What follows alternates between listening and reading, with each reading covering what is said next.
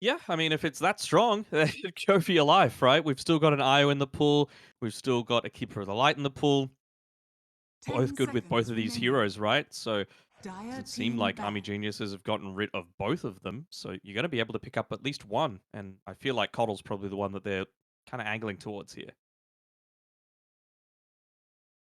Dire team, So they're not going to radiant ban it out. team pick. Rubik will be the last of the bans for Army Don't hate the Geniuses. treant. Yeah, I we're starting to see a little bit more Treant Protector through Southeast Asia. Of course, I know T1, along with Fnatic, really like to play it. You mentioned that Neon played a decent amount with Abeng in 10 particular, but seconds remaining. we saw. What was the team that actually played it twice? Was it Army Geniuses that ran it? It was UDV. He That's it. played it. Yep. Yep. Thank you very much.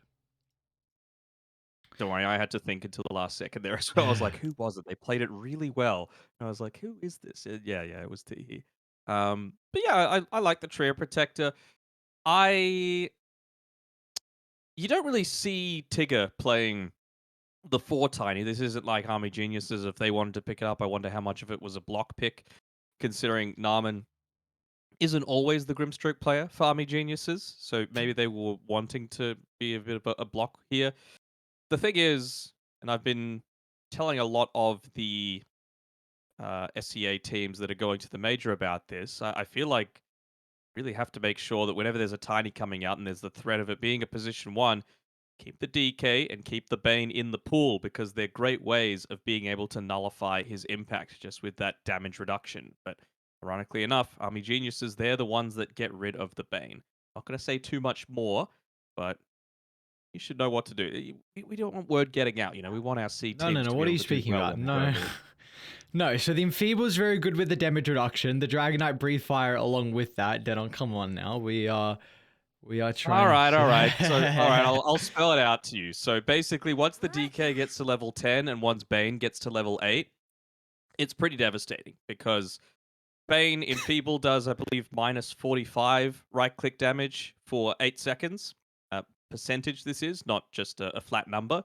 And Dragonite, if he talents into the 10 Breathe Fire seconds damage remaining. reduction, even just with 1 point in the Breathe Fire, it does minus 5 seconds 55%. remaining. And the thing is, not like a lot of other stats, it stacks additively. So 45 plus 55 equals 100% damage reduction for 8 seconds. So against a tiny that likes to go maybe third item Dire BKB, team pick. it's pretty freaking devastating to have basically zero damage being done for 8 full seconds. It's something that we've seen once or twice that once you're able to recognize that you've mentioned that it's something that teams might start to consider 10 once they're able to seconds click on. remaining. But for Motivate, they're going to go down the supports route, of course, with the, 5 the Tiny seconds Storm Spirit picked remaining. up in the first phase. So the Hoodwink and Shaman will be the option here for Motivate. Both supports that offer a little bit of control. Yeah, for sure. I mean, it's really starting to pick up a little bit more priority here, the Shadow Shaman, right? Like not just within the Southeast Asian region, but in other regions across the globe as well. China loves it. Eastern Europe seems to really be a big fan, and I think a big part of it, particularly with this Storm Spirit lineup, is that it enables you to take Roche super early, go for those aggressive plays, push the tempo of a hero that needs to try and get aggressive. He hits such these big power spikes that you want to be able to take those higher risk because it results in such a big reward if it works out for you. So the extra life makes that a little bit less of a risky task. And also just the objectives that, in regards to towers, I should say, because Storm's not going to be a tower hitter. Tiny, you're not making rotations early to help take objectives. So it's nice to at least have surf wards coming out at around 10 minutes where maybe Motivate can look to open up the map and go from there. But I like the point you mentioned about Roshan. Army Genius, they do have a very good team fighting lineup at the moment. I wonder if they're going to how they're going to try Radiant and team combat ban. the threat of Motivate taking Roche. I mean, it's another good bit of team fight, but I don't know. I'm not a massive fan of this, right? You've picked it into the hoodwink, so if they're able to get that initiation in onto you, Timbersaw is still kind of squishy. It's really relying 10 on you to be the seconds ones remaining. having the impetus, Dire right, to be team able to ban. start out a lot of these engagements. It also means that It's most likely going to be a Pango in the mid lane. We saw yesterday Navi, no one played it incredibly well in that first game of the first series. Diffusal Blade super early means that Storm Spirit has a little bit less of an impact in a lot of these team fights, but 10 they've seconds still left their remaining. position one that they're not revealing 5 just yet. And I'm seconds honestly a bit remaining. surprised. I mean, you know what your carry to carry Radiant matchup is in the team double. tiny, and I feel like Dire Curry team Terrorblade ban. was the pick, and you could just see Motivate.Trust they immediately go and ban that out. I think it's not a free timber game by any stretch. You have Storm Spirit with a decent amount of magic damage. I think any lineup with the Hoodwink will always have some kill threat as well, 10 just because of the seconds break remaining.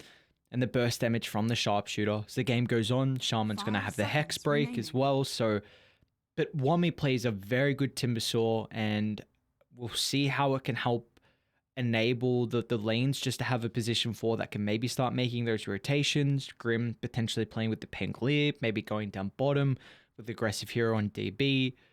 But it's eyes on how they can set themselves up, and well, I suppose eyes on Motivate as well, because they do have this 23rd pick. So is there a Masros hero that you would like?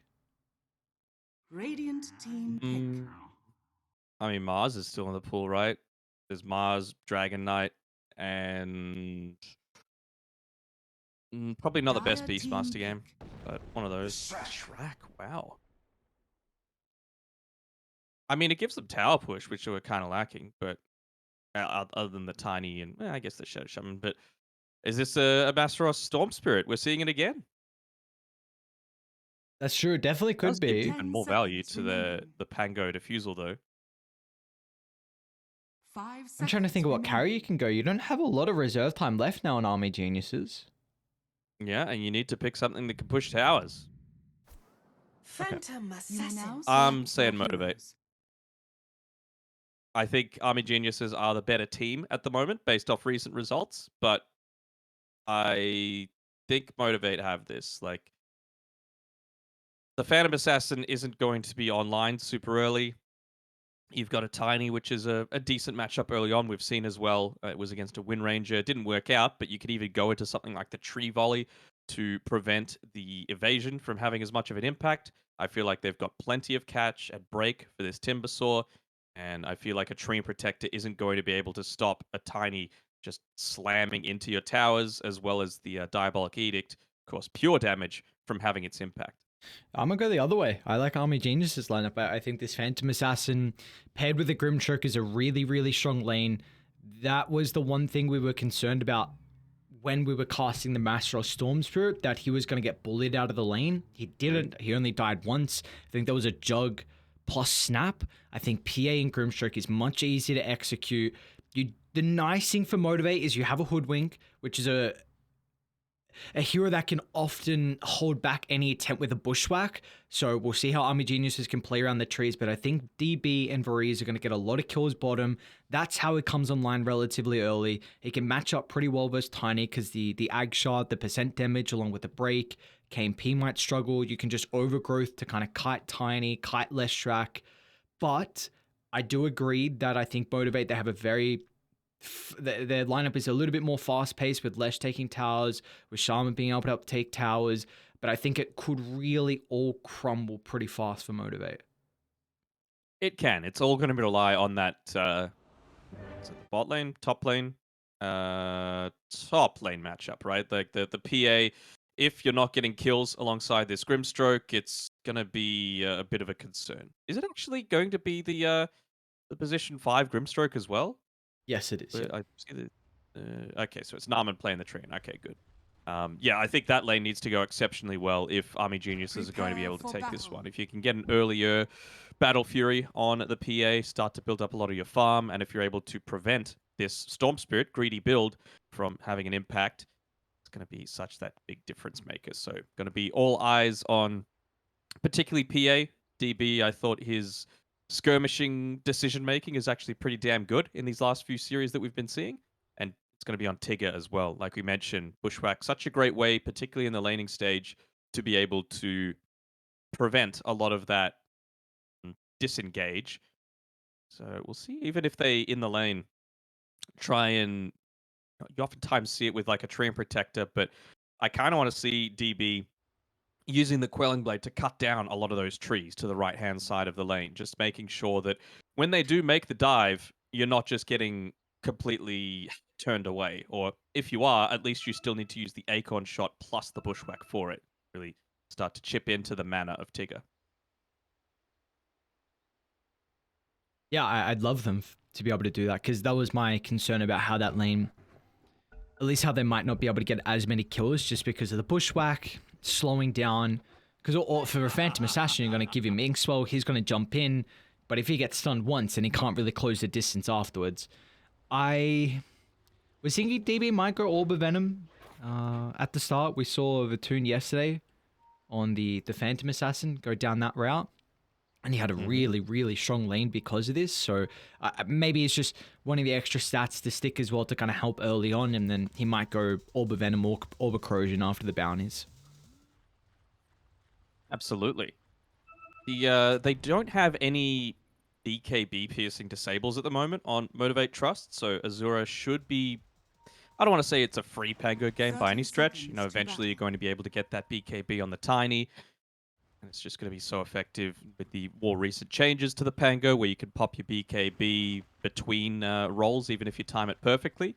So someone like a Storm Spirit or a Leshrac, who can be a little bit vulnerable if they get locked in place, are going to be much less so now. He's really going to be emphasizing a whole lot more towards the Diffusal Blade timing, right? We've been saying before, these two int cores in the The Lesh and the battle Storm Spirit, begins. it's all about what they can do early on for Army Geniuses to be able to make the space for that PA. Leaf has to be a little bit careful here. He's getting chased down somewhat, but don't have any slows, and Hoodwink, of course, is incredibly fast relative to a lot of these other heroes. Hoodwink, never mind. Shadow Shaman. They're going to keep brawling. A little bit of damage on KMP. I suppose Wommy as well with the Whirling Death is going to be make it a difficult time for KMP to play this lane. Of course, a strength hero, so always will struggle versus that damage. So I guess this is one thing we didn't kind of address much for Army Geniuses, but eventually as the game goes on, KMP, you also have the Silver's Edge to offer the break, and Wommy is actually taking a decent amount of damage. I mean, when you don't have reactive armor, that's what's going to happen, right? Yeah. Shadow Shaman got really good right-click damage, so does KNP for the laning stage, so at least now I believe he might have... wait, is he coming out to him? Never mind. It's just continuing to be bullying, going into the Braces build here, but if you've got to skill up Whirling Death, you need to be casting spells, so I was thinking maybe a Soul Ring would have been the better initial option for him. There's our other side lane. We've got, again, Mastros playing the off-lane Storm Spirit, so gonna be interesting to see how they can pull it out. We've seen it in the past before this null change, and with Storm Spirits being really strong at the moment. We had, of course, the pleasure of being able to cast it through the phase 1, and they're going to jump. They've got the level 2 advantage, and DB straight away is on to Masaros. But Masaros might be able to turn it around. The Remnant damage, something that DB has to be wary about, but without the level 2 on Tigger, that's the big reason. Now DB's actually going to jump back in. Nice read. Tigger, without the second ability to be able to play with, gives a big window of opportunity for Army Geniuses to pounce. And they really put so much more emphasis onto pushing out that wave slightly. There was a couple of times there, I believe, might have just been... No, it was twice, actually, where there were denies in the lane, preventing Masaros from hitting ult to that level 2, but more importantly, Tigger from reaching his level 2. He went that first point in the Acorn shot, I believe, to try and secure a range creep, but still not reaching that key timing to have the Bushwhack to prevent that initiation. Ends up costing them big. Again, teams like this, incredibly close, the smallest little mistake can cost you so much more. As lastly, it's mid matchup with Azura's Pango and Gacha Boy on the Leshrac. I know we were kind of expecting it to be the Storm Pango matchup, but how does the Lesh actually shape up as quickly bottom lane? Leaf gets a kill on Narman. He's the one that's actually got the Soul Ring at this stage. It's like, Timber still doesn't have it coming out to him, so he's going to still need to be a little bit more sparing with the use of the Whirling Death. Oh, look at this. I They're mean, tipping to once it gets top. to 3 people, I don't Narman know. really wants to put the offlane Storm Spirit firmly in the bin, and well, with that second death, we're going to continue to see this lane be very difficult. DB has that Orb of Corrosion like I was mentioning. And I really do like the fact that they have gone this aggressive style, right? Like, it's very punishable if you go for these more greedy position 3 heroes that don't have... They're not a strength hero, and they're not quite as survivable. They're not capable of having an escape. Well, to see what happens. Storm Spirit already dying those few times. At least he had his TP back available. And this is exactly what you want. You give the Timbersaw a solo lane, so Womi's going to love having this experience by himself, and well, if you kill Masaros again, he's gonna have to make the walk of shame, and he will do just that as DB dominating streak, and exactly what I was worried about is occurring. Fortunes change. Yeah, honestly, it's through a little bit of misplay coming through from Motivate.Trust, right? I like the guy, but Tigger, you got to make sure you're staying in that lane. Oh, they're even going to see him place a observer ward down there, so Narman looking to try and make it not so obvious. Walks on by. Okay. Oh, no, it'll just get the deny. All right, that's a little sus. Tigger just getting chased down here. But, yeah, I mean, what can you do against this, right? It just feels like, yeah, Masaros, he's actually can't go back to the lane. He's going to the jungle. He does have the Null Talismans, I suppose, so it's going to make it not quite as painful, but yeah, certainly not the way that you wanted this laning stage to go. Okay, so how do they have a decent time now throughout the early game? Is it all going to be on Gacha Boy to kind of offset some of the advantage that Army Geniuses will have through these lane victories? Gonna have to be. I mean, they still do have decent push, right? So I feel like it's going to be around those catapult timings, particularly the 10-minute mark. I know it's typically the position 4 that likes to get the tome. You got to give it over to the Shadow Shaman. You got to try and make something happen with those first Mass Serpent wards with the 10-minute siege creep.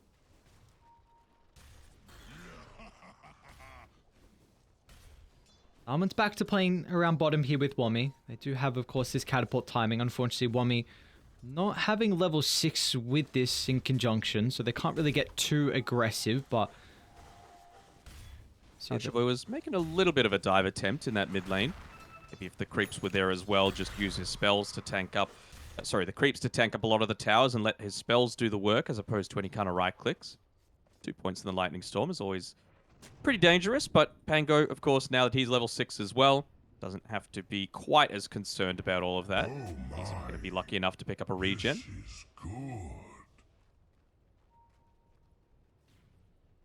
For my coffers. See, there's not really much they can do as well to make stacks for Gacha Boy because of the Masteros Storm Spirits, forced back to the jungle just to take these camps. So it's not like you can really get a huge injection of gold to the Leshrac to give him a better early start and go from there. And you know what that also means? It means that DB on his PA, greedy hero, not the greatest in the laning stage sometimes, is just free farming on this top hand side. Tigger, he's just here to soak experience. Dire's structures are fortified. Now with Varese showing in the lane, Tigger will feel confident to go forward, try and get a couple of last hits. See their mid lane, it's Army Geniuses with 3 heroes and doing a very good job to keep the catapult alive. Well, they're going to drag the creeps behind the tower, so eventually they're not going to look to tank it up as bottom lane though. KMP falling lower and lower as Wommy out of mana, but all he needs is the one swing. He's able to find his first kill of the game at least, and now he put the Tiny into the grave, and Narman is also chasing the storm. Yeah. Is Azura going to go for it? Okay. A Rolling Thunder charge up. Let's see if Masteros can juke. No, they get the stun closer to the cliff so Azura can bounce back for a 3rd time. Oh no, 4 deaths on Masteros. Now mid lane, look at this. They've gone pretty deep. Gacha Boy attempting to kill Varese under the tower, but now he's getting pummeled down for the extra tower damage. But Gacha Boy is fast enough to be able to get away. Still, are they though? Timbersaw still in a lot of trouble. Shaku sets up for Gacha Boy's stun. And the Timbersaw will end up going down thanks to the magic damage. Fortunately for Leaf, he was a little bit greedy there, wanting the right click, maybe expecting that the Timbersaw had a bunch of those reactive armor stacks available, so not wanting to tempt fate. Just secure that last hit for the team.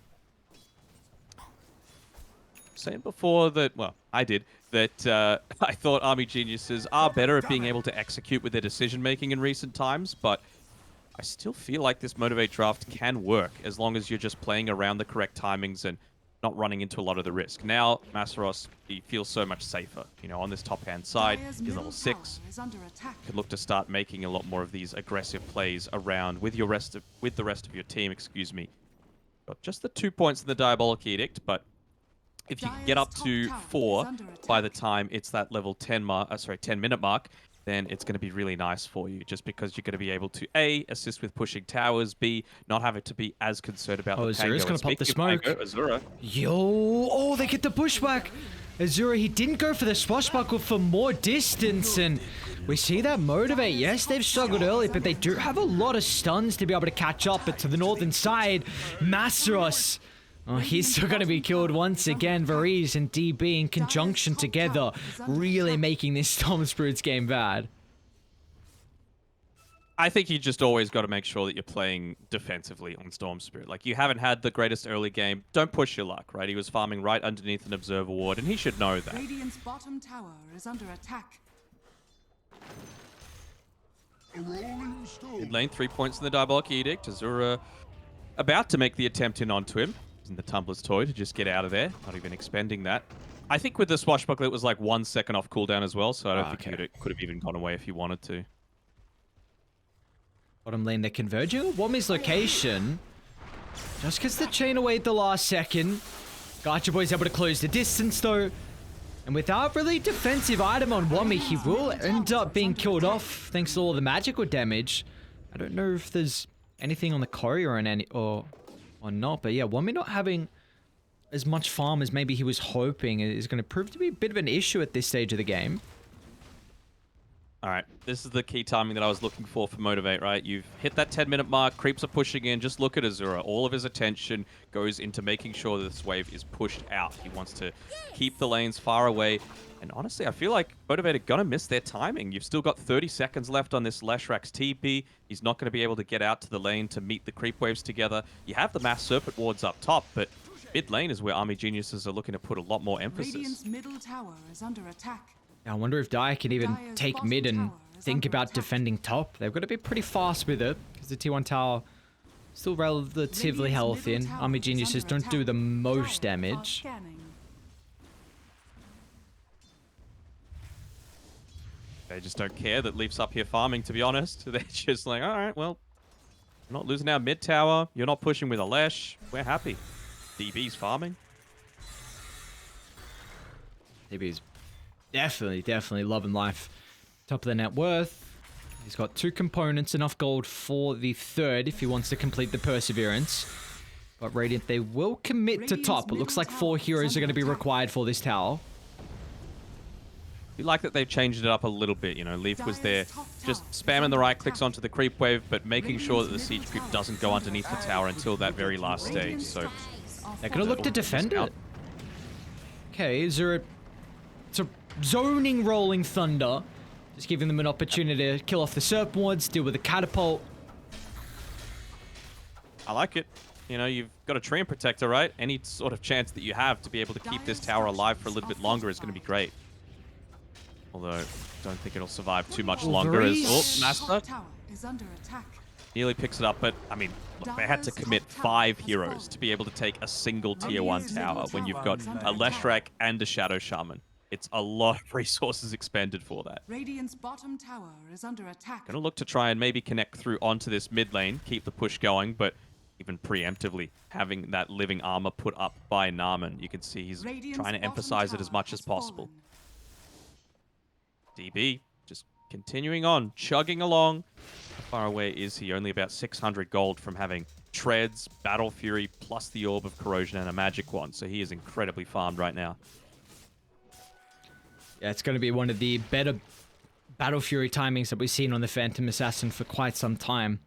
Especially going down this route that it's not a naked Battle Fury. You got Treads, Orb of Corrosion with the wand, so DB, big props to him. Of course, they did really enable him in that lane. Phantom Assassin with the Grimstroke, probably one of the better duos. And if you can get kills, then you can really see your farm start to skyrocket. And can they slow down PA's game? Or are you maybe not worried about PA? You're just concerned about hitting your own timings and going from there? Well, I'm concerned about protecting your heroes at this stage, right? Azura's getting very close to being able to pick up that Diffusal Blade for himself, only 150 gold away. We mentioned what a great combination the Inkswell plus the PA is. Oh, who we found? Yeah, he just overgrowth to try DB out. Won't make it. Nice attempt, but that's overgrowth on cooldown. You got to kill the Mastros. He will love any gold that the Storm Spirit can get at this stage. For a smoke here with the Shadow Shaman and the Leshrac, even just saying to Leaf, hey, you go first. You're the instant lockdown that we're able to provide. Never mind then, Gacha Boy just using his great movement speed to be able to catch him out. And, well, he'll be using the Edict on some camps. Not sure if that's the best use of your smoke time. Yeah, what I was saying before, like the PA, great for the laning stage, right, with the Inkswell, and eventually when you are going to have the BKB for yourself to join the team fights as well. But this Pango, it's a pretty nice hero to toss the Inkswell onto as well, especially with this Diffusal Blade timing that has just come. Radiant structures are Let's go. Time for die. I do not know if they smoked under a ward, but Radiant, they will see Narman converging on top. So let's see if they want to stick around to try and take the fight. They're going to run into Leaf first. A bit of an awkward use of the Rolling Thunder from Azura, but they should still catch up afterwards as Radiant have completely left the Shaman alone. There will be no hope of keeping Leaf alive. I think Varese even put the Inkswell onto himself as well. Actually, it's Army Geniuses being the first ones to take that mid tower. It gets denied, sure, but there's tower still completely healthy. So Army Genius is very happy with this early stage. Let's have a look at the Tiny's farming, though. He's doing all right. You know, the Leshrac still coming out a little bit ahead of the Pangolier, which you would come to expect. The pressure needs to keep coming. Army's going to run into Tigger. Ready? They smoked again, but Gachaboy was using this to farm instead. So kind of the second smoke usage that Motivate haven't really gotten too much out of it. And it was a bit of a timing for them, especially with this Bloodstone completed very early. But okay, maybe you think about Roche, but it's under. They're going to say Gachaboy. They had the information and know this is occurring. The wards do so much, though. You got to make that instant rotation. You do have the overgrowth back available, though. Oh, the scans on the mark. Scans on the mark, but Narman's going to step in. It doesn't matter. An overgrowth holds them both back. They need to keep tabs on the health of Roshan. It is still slowly being killed off, but Gachaboy, well, he won't be able to stay alive long enough to be able to snag the Aegis. Camper's going to try and step in the pit. Maybe they can snag it. Masros gets it, but what's the consequence? It looks like it's too grave for them to get any worth out of this trade. As Masros, a quick silence onto the Storm Spirit. He will not escape after round 2. As Army Geniuses, you only lose Narman, but he has done his job. Absolutely, being able to scout that one out. Great use of the Inkswell again. I honestly, not too many times you expect to see Inkswell on a Treant Protector, just to give him that little bit of extra movement speed. He had the Tumbler's Toy as well to be able to gap close there. Very nicely done. Now this is soon to be BKB completed on DB. So all the damage from the Storm, a lot of it from the Lesh, the control from Motivate, heavily mitigated. DB is just continuing to get to such a scary stage, and the fact that you're also going to have the net worth lead, more than likely by the time second Roche is available, then means that DB, I mean, you could get the Ag Shard at a really good timing, not forcing yourself to buy it, which is a gigantic way to deal with the Tiny. It's so imperative that Masros is able to get into this BKB, right? You've almost got the PA who's reached hers. You need to be able to just take this team fight as they don't quite have that catch, though. Ooh. Again, the vision scouting out, and now Army Geniuses is starting to move to top. Masros actually going to zip in deep in the jungle, but he doesn't get the stun, and now Dire, they might take the fight. There's no way you can kill the Timber, I think, but the Lotus open as Azura reveals the blink straight to the backline as DB's got the follow-up instantly. They'll kill off the Shaman. They want to still deal with the supports, but it's actually a decent fight for Motivate.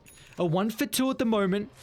Nalman's going to try and TP in. They have the overgrowth. You got to be cautious how deep you dive because DB, the crits are starting to rain down. As now with the overgrowth guiding them, but it doesn't matter. They're all grouped up for Gacha Boy's magic damage. But Wommy, he just brought back. He wants revenge. He gets the damage, killing off the Storm.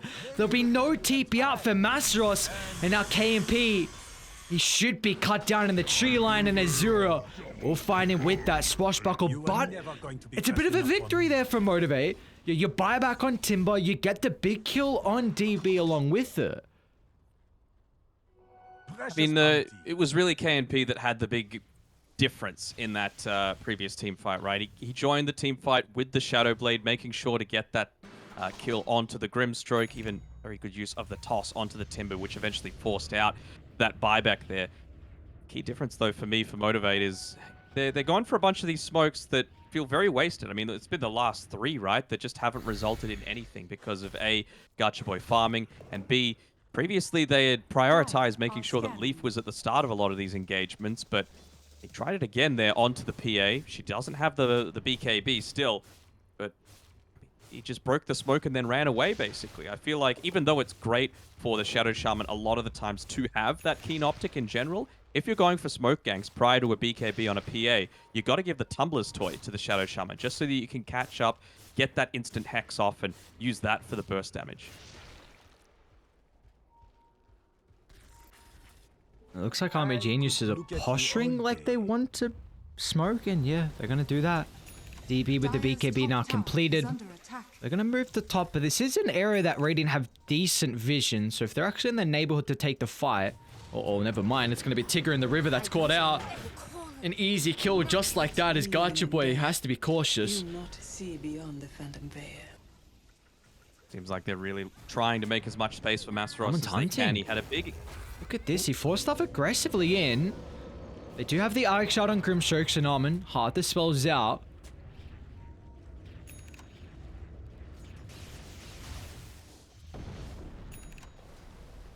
Dire's bottom tower is under attack.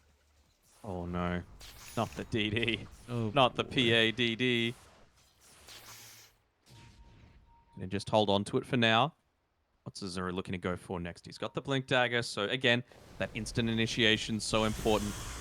Lashrak doesn't quite have the BKB just yet, and probably should reach it at a pretty equivalent time to Azura trying to make the jump there with his next item. So I feel like Army Geniuses still need to be a little bit on the front foot here.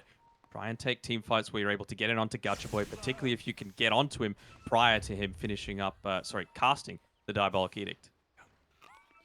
See, it's going to be Motivate smoking. Yep. To the river they go. Zera's the only one home. With daytime, he might be able to get out. They don't have this instant way to close the distance. Leaf. But they know. I mean, Masros is just walking around underneath an observer ward, right? Like, eventually do get the D ward off, but it could have been on the high ground for all you know. Well, it's another smoke wasted. I think I've counted 4 so far from Motivate.Trust when you've got a great smoke ganking lineup. Radiant's bottom tower is under attack. Serpent Ward's used. Won't really do too much damage to the tower. It's not like you can kind of poke towers down with the Shadow Shaman, especially when you're against a Treant Protector. You kind of have to heavily commit. Bottom lane, do they go for KMP? Double damage. It's close to the tier 2 tower, but DB has a double damage rune and KMP starting to fall lower and lower. Naaman's going to try and scout out the rotations and waiting for the overgrowth to hold them back, but Mastros will make sure that's not an opportunity. Oh, the silence. And now the Phantom Assassin, they won't even have the ways to kill off DB's in once again. The bonus health coming off the Ink Swallow DB. Oh my, what was that? Crits down, Gacha Boy. Tigger now could be in trouble. DB wants to make it a 5-man wipe. He'll do so off the back of the Ultra.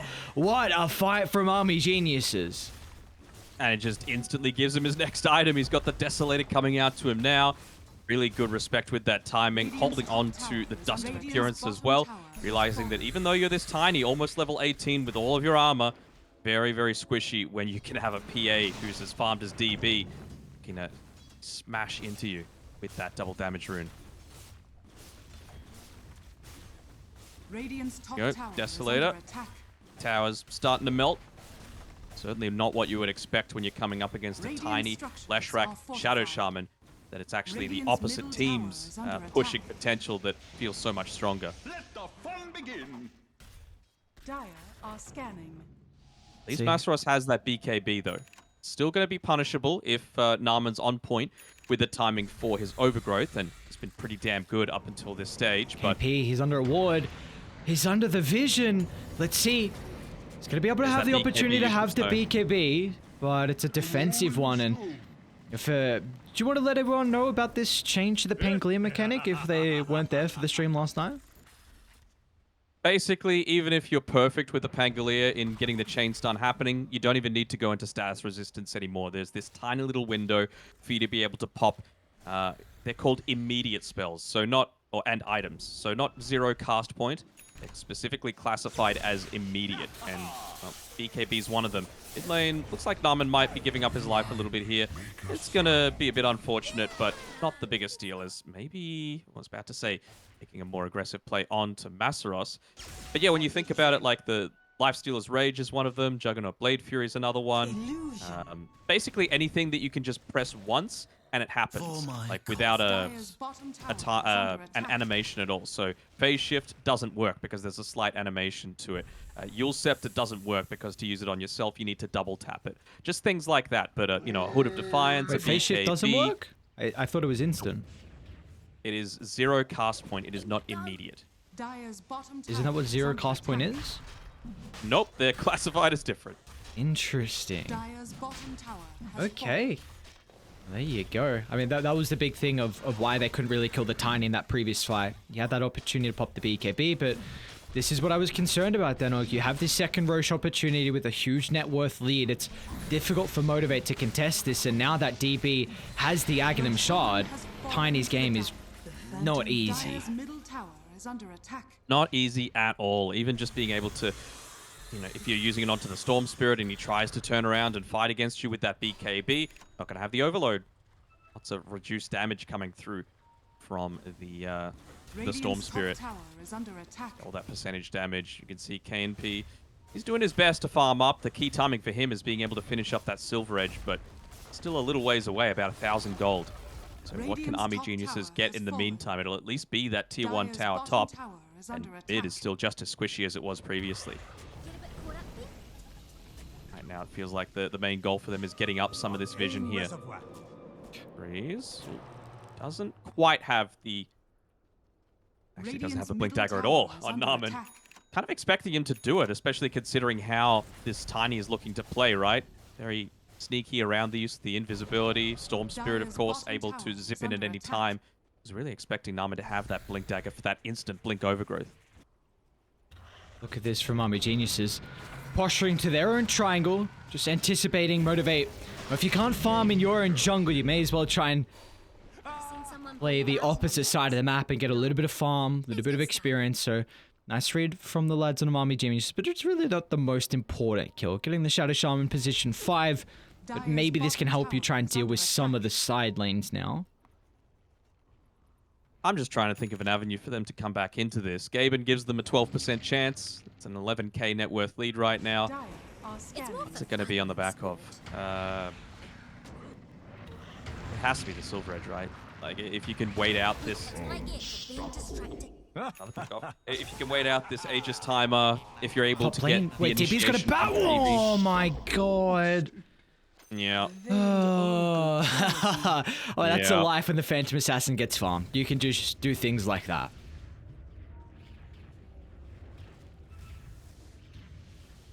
It really does feel like you got to take out this PA from the equation, right? Like, she doesn't have enough for buyback, but she probably will by the time that the Aegis is gone, and you're not going to get that luxury either of being able to... You might kill her once, but while she's still got this Aegis, I don't think you can kill her a second time. Both sides are starting to move to bot. There's a 2-on-2, but it looks like Radiant now are not going to stick around to see if they can edge out a victory there. So just another support's going to be killed off, and look at this. Narman's even hunting KMP. Silver's Edge is going to expire shortly. Narman's going to be on the mark. Or maybe KMP's on the mark. He should have enough damage to be able to go through the combo. It's going to be faster TP out because Azura is here. He always has the threat of a BKB TPS, so it looks like KP should be okay. Oh, okay, well, yeah, Azuri gets a bash through the swashbuckle, so never mind. That's always a possibility, and they have detection, so poor old KP cannot scurry out under the cover of Invis. I mean, I suppose the plus side is that they're trying to fight on their own side of the map. You know, keep these lanes pushed away, prevent DB from going up onto the high ground, especially now that the Tiny isn't able to defend, of course. Doesn't have that buyback, still a minute away from respawning. But you're wasting a little bit more of this Aegis timer. Like, you just have a look at what the Storm Spirit is doing, right? Nothing new, but still, of course, such a key role in being able to prevent these lanes from pushing in. So it's a good choice coming through from Motivate here, making sure they don't have that tower pushing potential. Radiant's bottom tower is under attack. Really go for the zip onto this bottom lane. It's going to need 2 Masaros. Dire structures. Yup. Oh. I understand it. I appreciate Narman looking to go for that sort of play, right? Just to be able to catch him out when he might stop in the middle of the creep wave. But at least forces out the glyph. And they're going to have backdoor protection available soon. They'll at least get a tier 3. I wonder if they might commit for the ranged racks instead, just because it is going to come back to protection again very shortly with a Tiny respawning. There we go. Keep in mind, they have the Ag Scepter as well on Masaros, but get the melee barracks, and they're going to look to get out. So Army Genius is making sure they keep tabs on KP's respawn. Big victory for them. Net worth lead up to 15,000 now in their game 1. Yeah, and now they're just going to look to play around their vision, wait out any kind of attempt, because Motivate know that this Aegis is expiring in about 10 seconds. That's who they want to try and get in on top of. They're always just so greedy, man. They're dropping the static remnant inside the mid lane. You know that this gank is happening. Like, and look, they're going to try and go for a counter smoke, although it's without the PA. On me? No, not going to jump. Oh, Pia's got Satanic now. Haste as well to be able to connect to the team. They're going to see Gacha Boy farming, though. Has the BKB, he's going to look to stand his ground, turning to Wami. Not the easiest kill, especially with the threat of the BKB from the Timbersaw. Mastros looking to jump the support, but DB, he wants to target KMP down. The Phantom Assassin has way too much farm. Now eyes are all on Leshak, as he doesn't have the armor to be able to stand his ground against the physical damage, as DB is doing it all godlike in our game 1. And I don't see how Motivate stand a chance in this defense. Yeah, Masaros just hasn't been able to clear out this creep wave either, so even the big zip isn't going to protect the siege creep from getting knocked down. All right, Buyback Masaros. necessary. So decent Vortex. Gacha Boy's going to look to buy back, but they can protect the Overgrowth. Phantom Assassin for the moment. Force in the north, and DB actually wants to go back in. Satanic Life still too much for them to deal with. A dieback on Gacha Boy. 2 hits Masaros. His teammates give him the well played, and DB wants more blood. Behind the throne he goes. A well-deserved victory, and this was all set up thanks to the DB. laning stage, and DB doesn't DB. give a damn. Just a little celebratory song coming through. They're level 26 on this PA. Incredibly farmed. 11k net worth lead ahead of his next closest competitor. And what a game 1 for Army Geniuses. Of course, they executed very well. To me, though, it did feel like Motivate.Trust coming up a little bit short with a number of factors, right? Not recognizing the strength of that laning stage. 4 failed smoke ganks in a row, constantly revealing where they were on the map at the time. And yeah, Masaros coming back and dying 3-4 times into the laning stage. They tried their best to adapt to it. Of course, with those Null Talismans, you can look to jungle, but no towers obtained, no great use of the Mass Serpent wards. Walking into Roshan under vision and dropping the Shadow Shaman ultimate. It's just a number of little execution things that Army Geniuses really look to take advantage of. So I know I say a lot that if you get the better draft, you're going to win most of the time, but this is certainly one of those exceptions because Army Geniuses didn't make too many mistakes at all.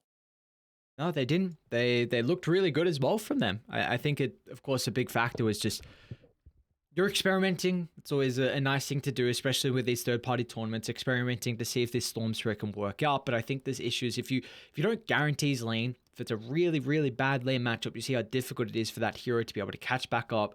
The greed doesn't pay off. And again, Army Genius, they are probably the better team, you'd say. So if you just give them that slight window of opportunity, they will capitalize better than some of the other teams here in BTS Pro Series 11. So they're going to be able to take out game one. Of course, it is a best of two. So we'll find out after the break if Motivate can tie the series.